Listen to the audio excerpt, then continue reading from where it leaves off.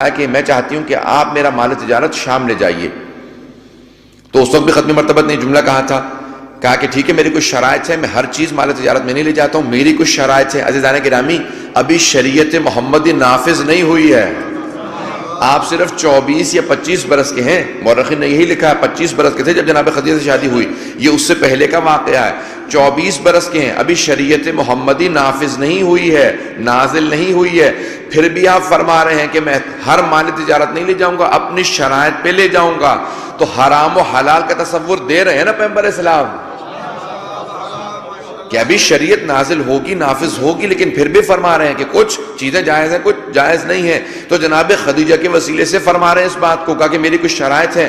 تو آپ نے فوراً فرمایا, جناب خدیجہ نے فرمایا کہ آپ کی جو شرائط ہیں ہمیں منظور ہیں, جو شرائط ہیں آپ کی ہمیں منظور ہیں. تو آپ نے فرمایا کہ میں یہ مال تجارت لے جاؤں گا, یہ نہیں لے جاؤں گا. آپ نے کہا ہمیں قبول ہے. کہا کہ پھر جو مال تجارت میں لے جاؤں گا اس میں میرا پرسنٹیج اتنا ہوگا, میرا اس میں نفع اتنا ہوگا. بی بی نے فرمایا ہمیں قبول ہے. تو اب پیغمبر اسلام لے گئے مال تجارت کو, اور مورخین نے لکھا ہے کہ جب پیغمبر اسلام جناب خدیجہ کے مال تجارت کو شام لے گئے تو بی بی کو آج تک اتنا فائدہ ہوا ہی نہیں تھا جتنا پیغمبر کے جانے سے ہوا. کیوں نہ ہوتا, کیونکہ ان کا وجود ہی رحمت للعالمین ہے. تو اب کا اتنا مال تجارت میں کبھی فائدہ نہیں ہوا تھا.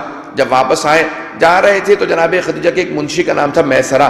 کہا میسرہ جو کچھ دیکھو وہ مجھے من و عن آ کے بیان کر دے رہا, جو کچھ ان کے وجود میں دیکھو وہ مجھے بیان کر دینا, کیونکہ میں تصور یہ کر رہی ہوں کہ یہ مظہر العجائب ہے.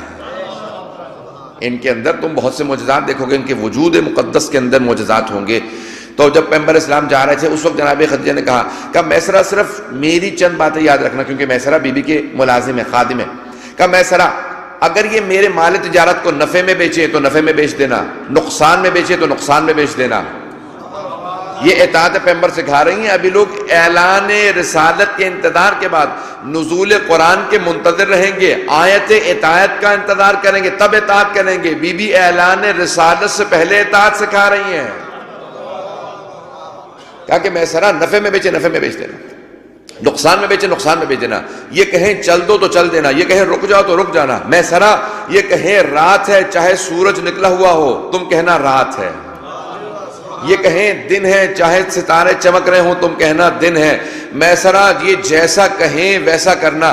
اگر یہ قافلے کے روکنے کا حکم دے قافلے کو روک دینا, چلنے کا حکم دے چلا دینا. میسرہ جیسا یہ کہیں ویسا کرنا.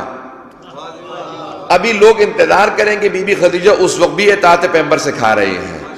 تو اب عزیزان گرامی, وہی جو جناب ختم مرتبت کے بچپنے میں معجزات بیان کیے گئے, وہی معجزات میں پیش کرنا چاہتا ہوں. جب واپس آئے تو جناب خدیجہ نے فوراً کہا کہ آپ چاہیں تو سارا مال تجارت کا جو نفع ہے آپ رکھ لیجئے. پیغمبر اسلام نے کہا نہیں, جو میں نے کہا تھا اتنا ہی حصہ میرا ہے, باقی سب آپ کا ہے. کہا کہ میں اپنی خوشی سے دینا چاہتی ہوں, چاہیں تو سارا مال تجارت کا نفع آپ رکھ لیجئے. پیغمبر نے فرمایا کہا کہنا میری امانت کی علامت تھی, اور پورا کر دکھانا میری صداقت کی علامت ہے. کہ جتنا کہا تھا اس سے زیادہ مال تجارت کا نفع نہیں لوں گا, باقی سب آپ کا ہے. اور پیغمبر اسلام تشریف لے گئے. بی بی نے فوراً میسرہ کو بلایا. کہا میسرہ کیا دیکھا؟ کہا بی بی واقعی یہ مظہر العجائب ہے. کہا میسرہ اب کیا دیکھا؟ اب وہ جو 24 معجزات یا 25 معجزات ہیں ان میں سے جتنے مجھے یاد رہیں گے میں پیش کرنا چاہتا ہوں. عزیزان گرامی, بات اب یہاں تک پہنچی ہے کہ سننا پسند فرمائیں گے. تو عزیزان گرامی, ختم مرتبت کی معجزات ہے بدن مطہر سے متعلق. کہا میسرہ تم نے کیا دیکھا؟ سب نے لکھے ہیں یہ معجزات بچپنے سے پیغمبر کے نظر آ رہے تھے یہ معجزات. کہا کہ بی بی بلند قامت سے بلند قامت آدمی جب ان کے ساتھ کھڑا ہوتا ہے تو سر سے لے کے گردن تک ان سے چھوٹا نظر آتا ہے. ان کے خالق کو یہ منظور نہیں کہ کوئی ان سے اونچا نظر آئے. کہا کہ بی بی یہ ان کے بدن کا معجزہ ہے, سر سے لے کے گردن تک سب لوگ ان سے نیچے نظر آتے ہیں. کہا بی بی یہ جہاں پہ جاتے رہتے ہیں ان کے سر پہ ایک ابر رہتا ہے, ایک بادل رہتا ہے. ان کے خالق کو منظور نہیں ہے کہ ان کا کوئی سایہ بھی ہو اور سائے پہ کسی کا پاؤں بھی آئے. جن کے سائے پہ خدا کو منظور یہ نہ ہو کہ ان کے سائے پہ قدم مبارک کسی کا قدم آ جائے, ان کے سائے مبارک کے اوپر کسی کا قدم آ جائے. تو عزیزان گرامی, اب اگر کسی نواسے کو کاندھوں پہ سوار کریں تو خالق کی اجازت تھی نا. تو عزیزان گرامی, کہا کہ ان کے سایہ بھی نظر نہیں آتا, سر پہ ہمیشہ ابر رہا کرتا ہے. تو تو عزیزان گرامی کا اور کیا دیکھا میسرہ؟ کبھی بھی ہم نے یہ دیکھا کہ راستے میں جہاں جہاں کنویں ہوتے تھے ان میں اگر پانی خشک ہو چکا ہوتا تھا یا پانی ہوتا تھا اور کھارا ہوتا تھا، پینے لائق نہیں ہوتا تھا، اگر یہ اپنا لعاب دہن ڈال دیتے تھے تو کھارا پانی میٹھا ہو جاتا تھا، خشک کنواں پانی سے بھر جاتا تھا۔ جن کے لعاب دہن کا اثر یہ ہو، ان کے خون کا اثر کیا ہوگا؟ کا میسرہ اور کیا دیکھا؟ کہ بی بی جہاں سے یہ گزرتے تھے سارے درخت ان کو جھکنے لگتے تھے، ان کے سامنے درخت جھک کے بتاتے تھے کہ یہ ہم جیسے نہیں ہیں۔ پتہ نہیں بات واضح ہو رہی؟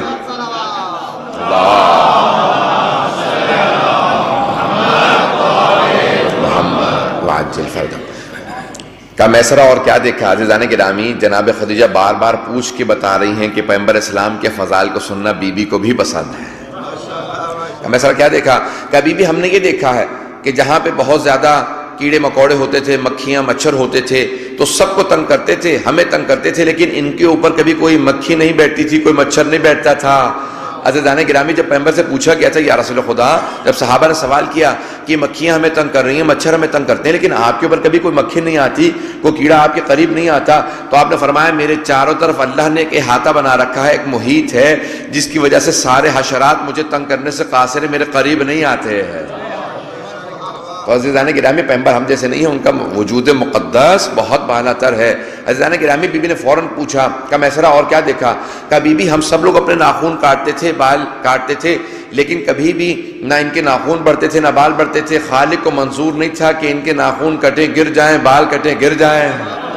عزیزان گرامی اسی لیے پیغمبر اسلام نے حجۃ الوداع کے موقع پہ ایک ہی مرتبہ سر مبارک کے منہ مبارک اپنے کاٹے، بال مبارک کاٹے، اور سارے صحابہ نے تبرکاً آپس میں تقسیم کر لیے۔ تو سارے صحابہ تبرک کو مانتے تھے، تبھی تو تبرکاً تقسیم کیے تھے۔ اللہ بات واضح ہو رہی ہے؟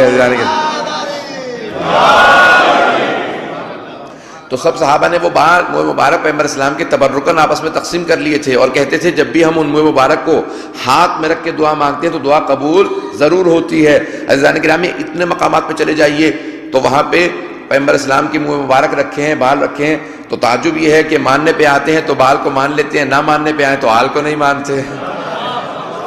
تو عزیزان گرامی اب یہ پیغمبر اسلام کا وجود مقدس ہے۔ 7-8 معجزات پیش کر چکا ہوں، اتنے اگر اور پیش کر رہا ہوں آپ کی خدمت میں جلدی معجزات کو پیش کر دوں عزیزان گرامی۔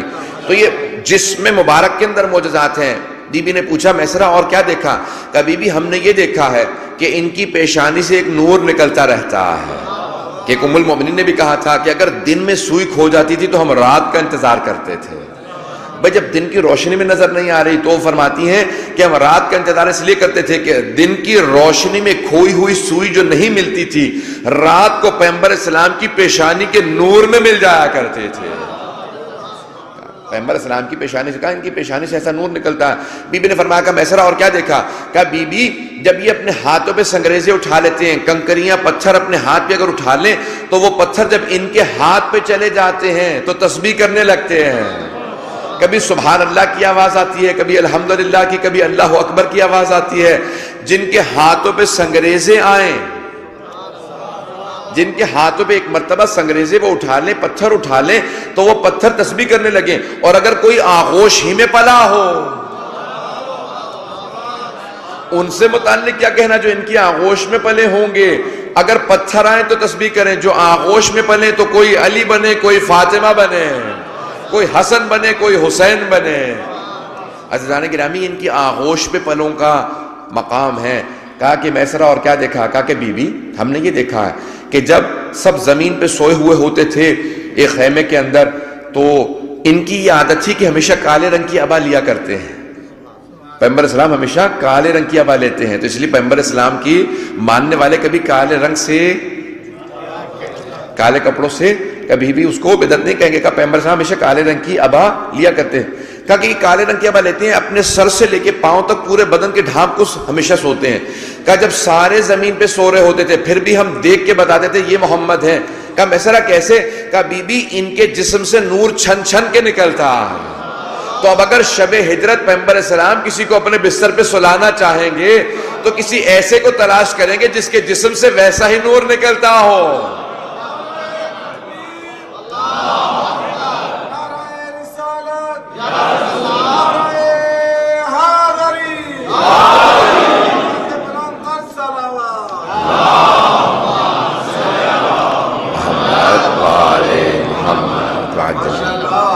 توجہ ہے نا عزیزان گرامی؟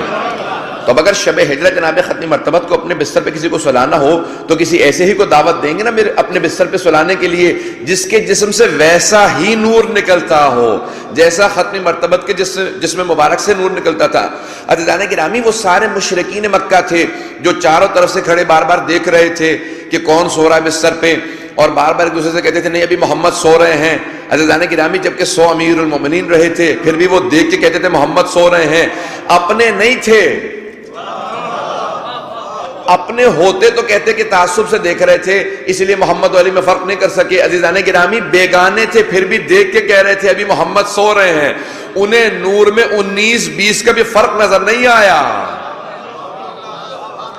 تو عزیزان گرامی یہ جناب ختم مرتبت کا جسم مبارک ہے کہ کہا کہ میسرہ اور کیا دیکھا؟ کہا بی بی ہم نے یہ دیکھا ہے کہ ان کے پشت پہ، اور بہت سے لکھا ہے بازو پہ، لیکن البتہ پشت پہ ایک مہر نبوت ہے، اگر اس سے کپڑا ہٹ جائے تو فوراً نور آسمان تک پہنچ جاتا ہے، جس کے متعلق لوگوں نے لکھا ہے کہ اس پہ لکھا تھا خاتم النبیین، یہ مہر نبوت تھا، ختم نبوت کی مہر تھی پیغمبر کی۔ بعض نے لکھا ہے بازو پہ، داہنے بازو پہ، بعض نے لکھا ہے پشت پہ۔